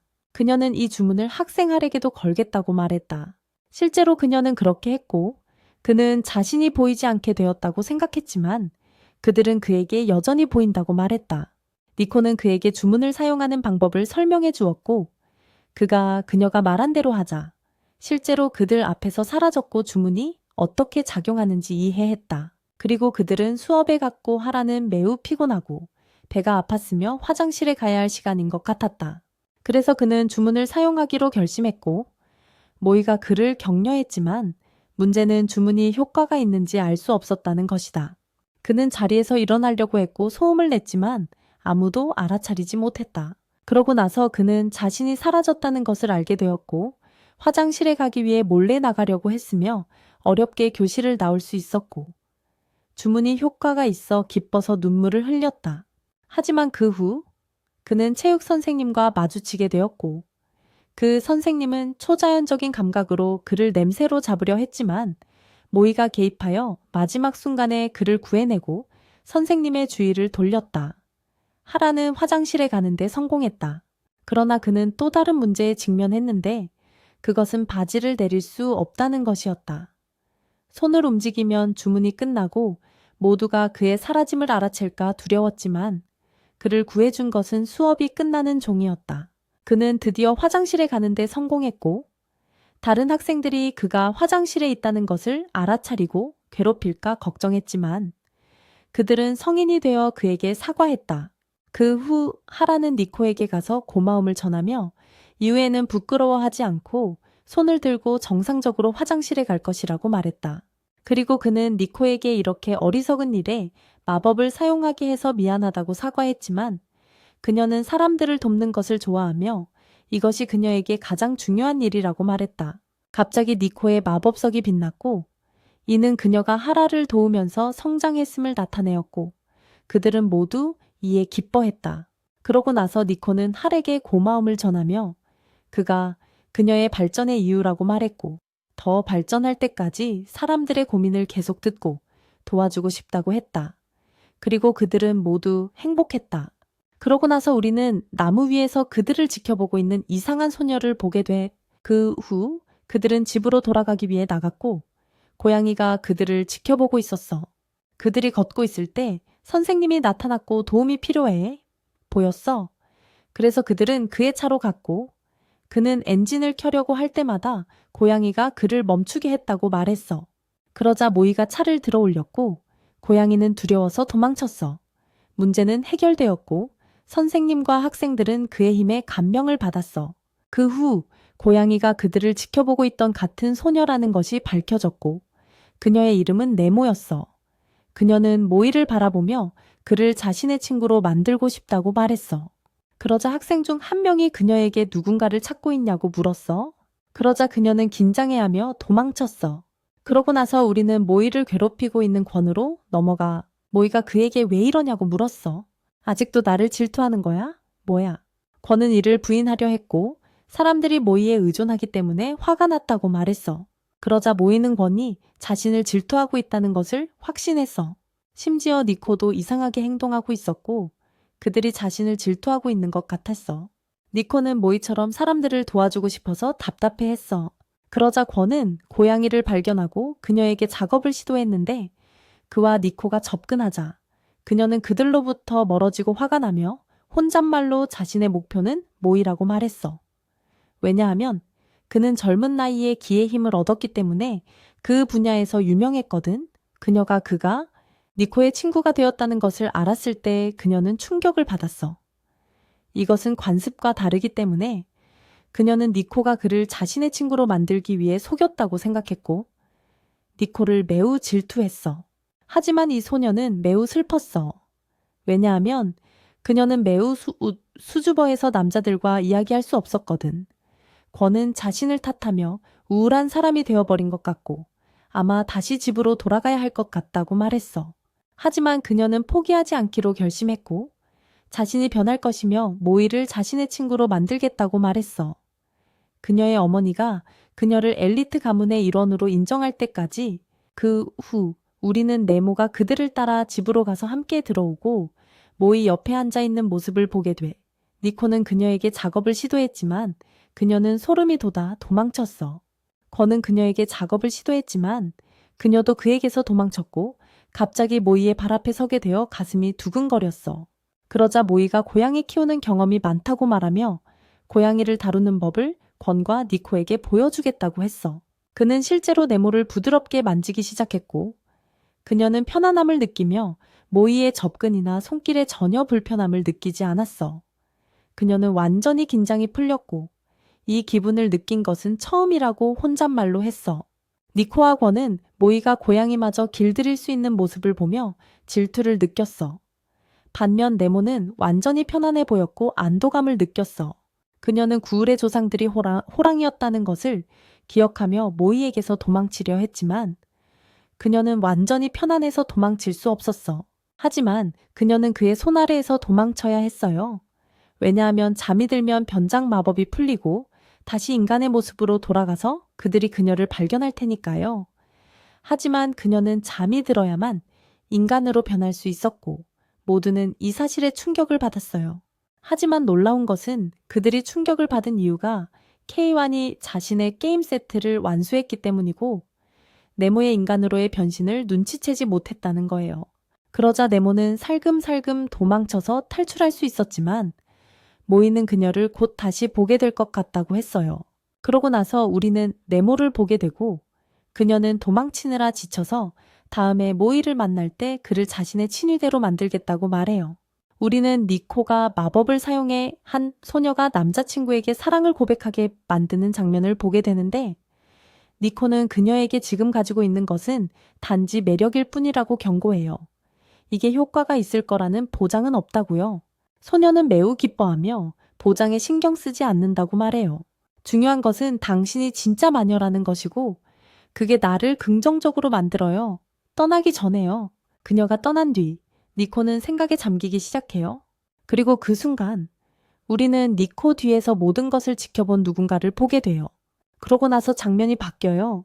다음날 모야가 갑자기 니코에게 몸무게에 대해 물어봐요. 니코는 이를 듣고 당황하며 왜 물어보냐고 묻죠. 모야는 자신의 키에 맞는 몸무게가 중요하고 건강을 위해 좋다고 설명하기 시작해요.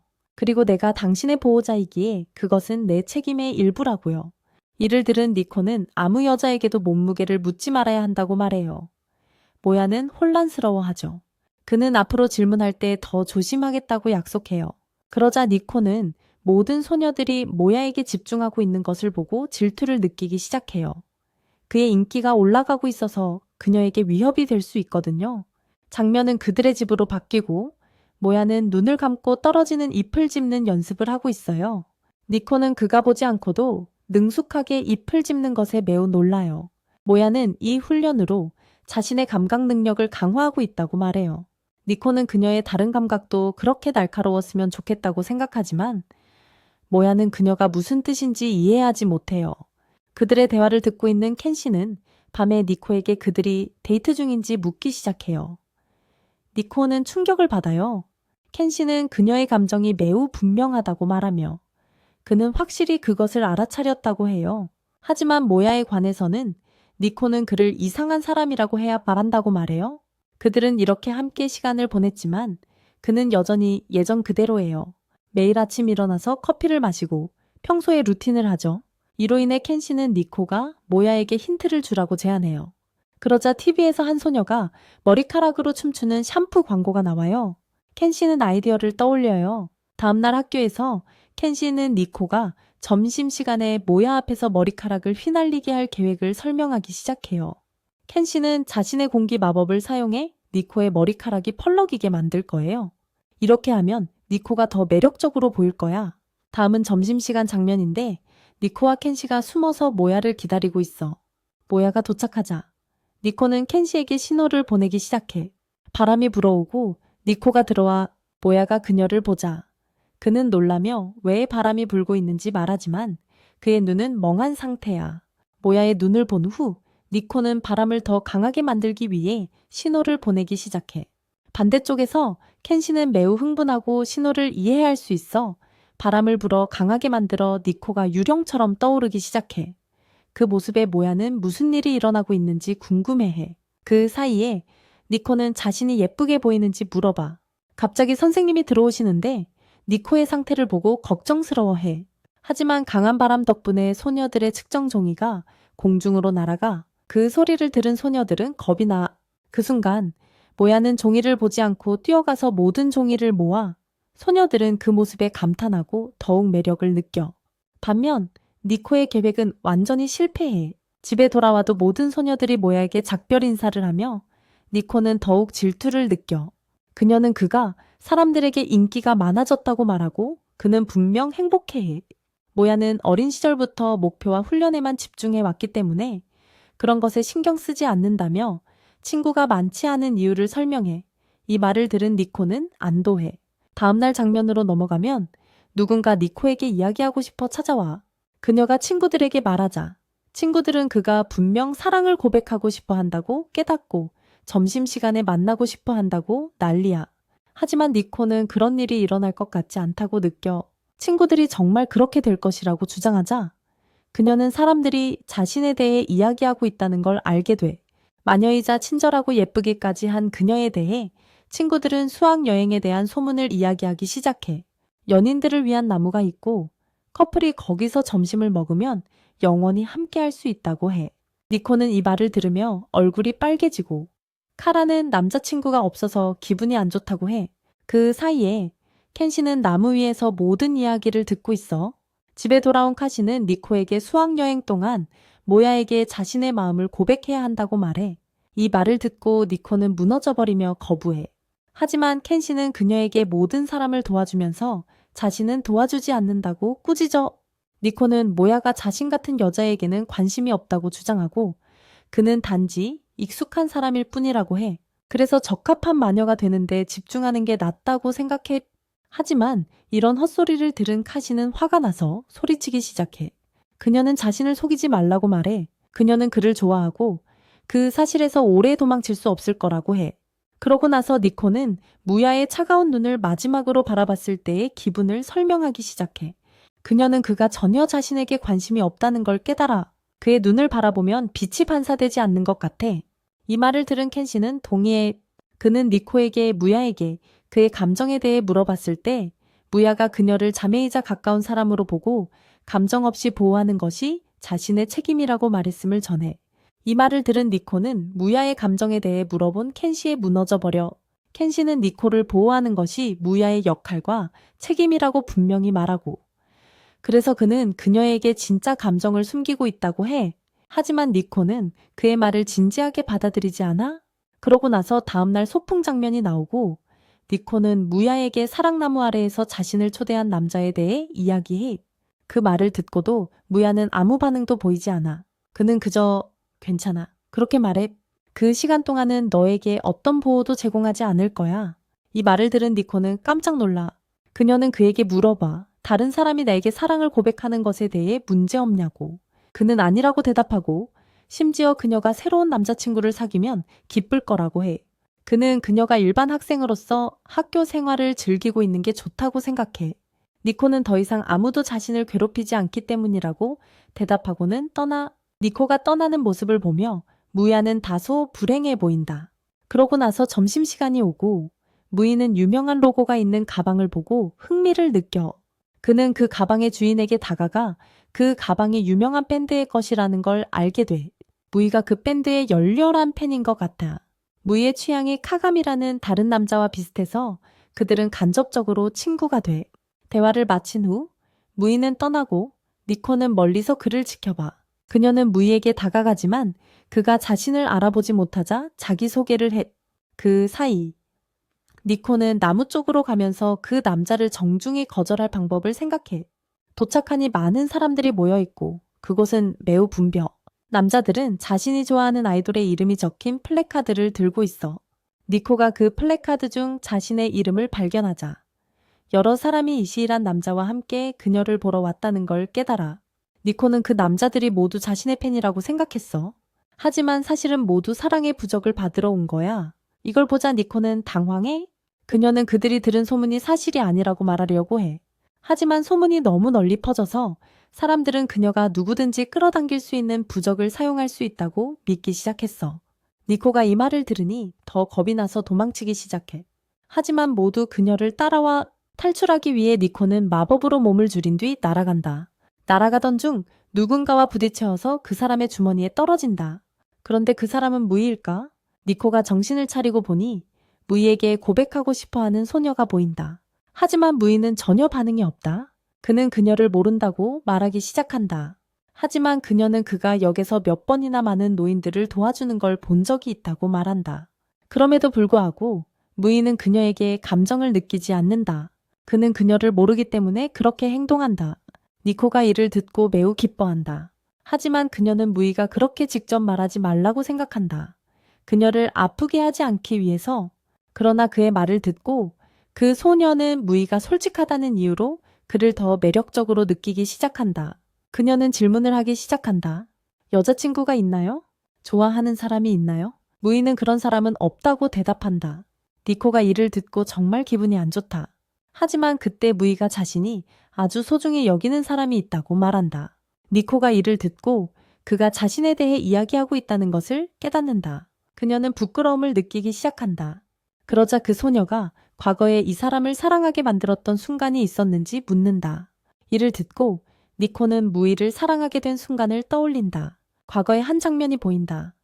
니코가 정원계단에서 울고 있고 무이는 그녀를 위로하고 있다. 그녀의 아버지가 엄마와 의견이 맞지 않아 떠나려고 했기 때문이다. 니코는 가족을 매우 사랑했다. 그 후 그녀는 가족 문제를 일으킨 순간을 기억한다. 그때 니코는 마법을 제어하지 못해 집의 절반을 망가뜨렸다. 무이는 이를 목격하고 매우 놀랐다. 니코는 울기 시작하며 사람들은 자신의 능력 때문에 자신을 싫어한다고 말한다. 심지어 아버지도 자신을 떠나려고 했다. 하지만 그 순간 무이는 갑자기 그녀를 안아주며 자신이 곁에 있다고 말한다. 니코가 이를 듣고 부끄럽고 행복한 기분이 동시에 든다. 그 순간부터 그녀는 무이를 사랑하게 되었고 그녀를 위로해 준 것에 감사한다. 하지만 그 후 무이는 자신도 기억에 남는 순간이 있다고 말한 뒤 떠난다. 니코는 자신의 마법이 곧 풀릴 것임을 깨닫는다. 만약 그녀가 그곳에 있지 않으면 원래 크기로 돌아가게 되고 상황이 나빠질 것이다. 그래서 그녀는 재빨리 탈출하려고 하고 날아간다. 하지만 바람이 그녀를 반대 방향으로 밀쳐내면서 그녀는 빗자루에서 떨어져 원래 크기로 돌아가며 떨어지기 시작한다. 무이가 그녀가 떨어지는 것을 보고 충격을 받고 즉시 그녀를 잡는다. 그들 사이에 사랑의 불꽃이 다시 타오르고 무이는 그녀에게 여기서 뭐 하고 있냐고 묻는다. 니코는 마법을 연습하고 있었다고 대답한다. 한편 켄시는 나무 위에서 그들의 로맨틱한 순간을 멀리서 지켜보고 있다. 그런데 갑자기 한 노인이 나타나 켄시에게 나무에서 내려오라고 명령한다. 켄시는 사과하며 노인에게 만약 뭔가를 오르고 싶다면 꿈을 오르라고 말하며 더 높은 곳에 가야 한다고 한다. 그러자 노인은 켄시에게 여기서 뭐하고 있냐고 묻고 켄시는 나무 아래에 커플이 많아서 숨이 막혀서 멀리 갔다고 설명한다. 노인은 그 말을 듣고 아직도 널리 퍼져 있는 소문에 대해 이야기하기 시작한다. 하지만 그는 이 나무가 진짜 사랑의 나무가 아니라고 지적한다. 켄시는 이 말을 듣고 놀라움을 느낀다. 그런데 갑자기 한 할머니가 와서 노인과 이야기하며 이 소문이 어떻게 시작되었는지 논의한다. 그러자 그 남자는 진짜 사랑의 나무를 가리키며 그 나무 아래에서 커플이 사랑 음식을 먹으면 결혼해서 영원히 함께 살게 될 것이라고 말한다.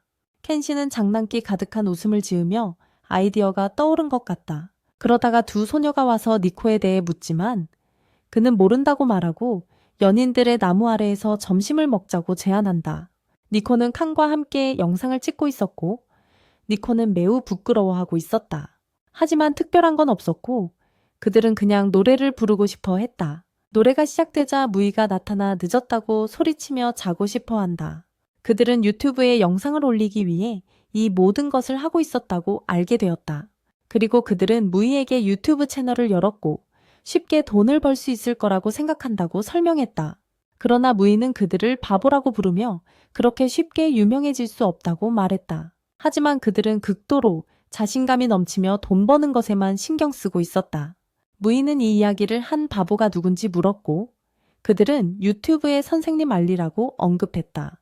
무이는 그 선생님을 보았을 때 얼간이처럼 보였다고 말했다. 그 후 그는 구독자가 매우 적은 그들의 채널을 확인했다. 그들은 조회수도 전혀 없었다. 그들이 올린 썸네일도 매력이 없었다. 그러고 나서 그는 그들의 영상을 보기 시작했는데 정말 형편없고 끔찍했다. 칸은 잘못된 각도에서 영상을 찍어서 게임을 제대로 볼 수가 없었다. 동시에 그는 쓸데없는 소리를 너무 많이 했다. 한편 니코는 어린이 노래에 맞춰 춤을 추고 있었고 무이는 너무 민망해서 더 이상 볼 수 없었다. 그 후 그는 언박싱 영상을 보았는데 그들이 어떤 이유로 상자를 여는데 애쓰고 있었다. 이 모든 것을 본 후 무이는 정신을 잃기 시작했다. 그는 그들에게 이런 영상을 계속 올리면 절대 돈을 벌 수 없다고 말했다. 그들의 영상의 시청자를 끌어들이려면 사람들이 좋아할 만한 뭔가 특별한 것을 해야 한다고 했다. 그때 그는 동급생들이 쓴 댓글을 확인하기 시작했다. 그들의 반에 아라시라는 놈이 있었는데 댓글로 그들을 비난해서 간을 화나게 만들었다. 또 다른 사람이 그들의 아이디어가 전혀 특별하지 않다고 하며 헛소리라고 말했다. 이 모든 것을 본 무이는 그들의 재능과 특징을 보여주는 콘텐츠를 올리라고 조언했지만 니코는 계속해서 그들에게 재능이 없다고 말했다. 간은 그들의 매력을 활용해보자고 제안했다. 그 말을 듣고 무이는 화가 나서 절대 안 된다고 했지만 만약 그들이 진지하게 영상을 올리고 싶다면 누군가에게 이야기해 줄 수 있다고 말했다. 그 후 우리는 학교로 가서 무이가 여행 중 만난 모가미와 이야기를 나누었다. 그들은 종큰 친구는 아니었지만 함께 대화를 나누는데 성공했다.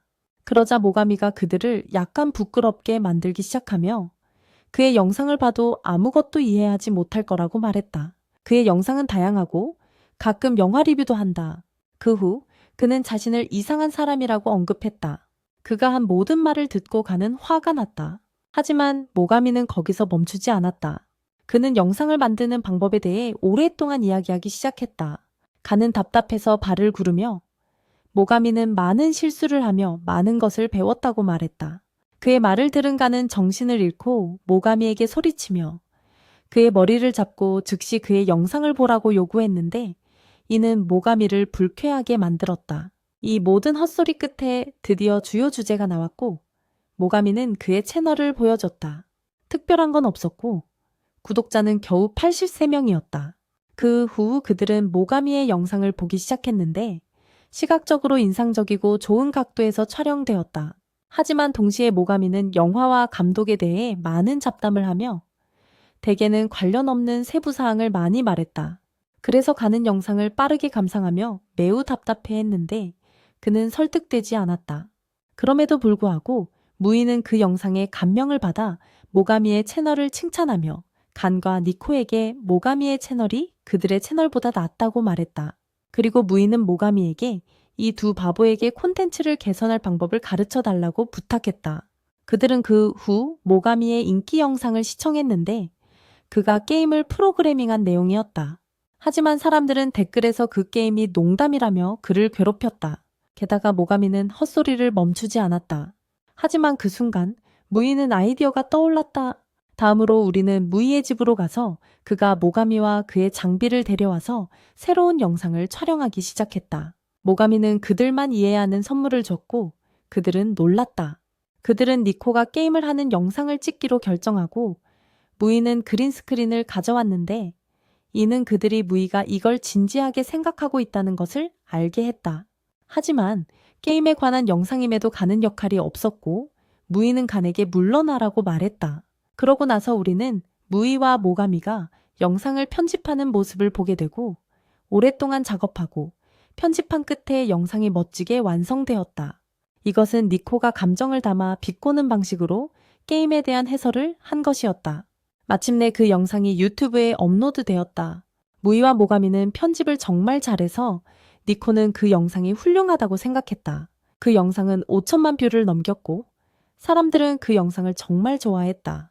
이로 인해 칸과 니코는 피곤해 보이는 무이에게 고마움을 전했다. 그러고 나서 무이는 서로의 강점을 활용하면 모가미의 전문성, 칸의 목소리, 니코의 매력처럼 멋진 영상을 만들 수 있다고 설명하기 시작했다. 그 후 니코는 매우 행복해졌다. 그들은 더 아름다운 영상을 만들어내기 시작했고 그것들이 좋은 성과를 냈다. 하지만 며칠 후 무이는 오늘 촬영할 영상에 대해 물었다. 그런데 놀랍게도 니코는 지루하다고 느꼈고 칸도 마찬가지였고 이로 인해 무이는 화가 났다. 그는 그들이 남의 것만 따라하는 타입이며 지속성이 없다고 말했다. 그렇게 그들의 유명 유튜버가 되고자 하는 꿈은 끝났다. 며칠 후 우리는 학교에서 스즈카가 니코에게 오늘은 니코가 수업의 세부사항을 기록할 차례라고 말하는 장면을 본다. 헤이코는 스즈카가 정말 내면과 외면 모두 아름답고 또한 명문가 출신이라고 생각한다. 그녀는 무이가 자신을 사랑하게 만들고 싶어서 스즈카처럼 되고 싶다고 바란다. 하지만 니코가 공책을 확인해 보니 스즈카의 글씨는 형편없었다. 그러고 나서 스즈카가 자신에 대해 이야기하며 자신은 아무것도 제대로 할 수 없다고 말한다. 아무리 모든 것을 알고 있어도 제대로 할 수가 없다. 그녀는 할머니가 모든 것을 가르쳐 주었지만 스즈카가 뭘 시도할 때마다 자동으로 잘못된다고 언급한다. 그녀가 돌보던 식물마저 누군가 저주를 내린 것처럼 보였다. 그녀는 음식도 망쳤고 니코는 음식이 맛있어 보이고 치킨이 맛있다고 말했다. 하지만 사실 그들이 먹고 있는 것은 치킨이 아니었고 이는 무이와 니코를 충격에 빠뜨렸다.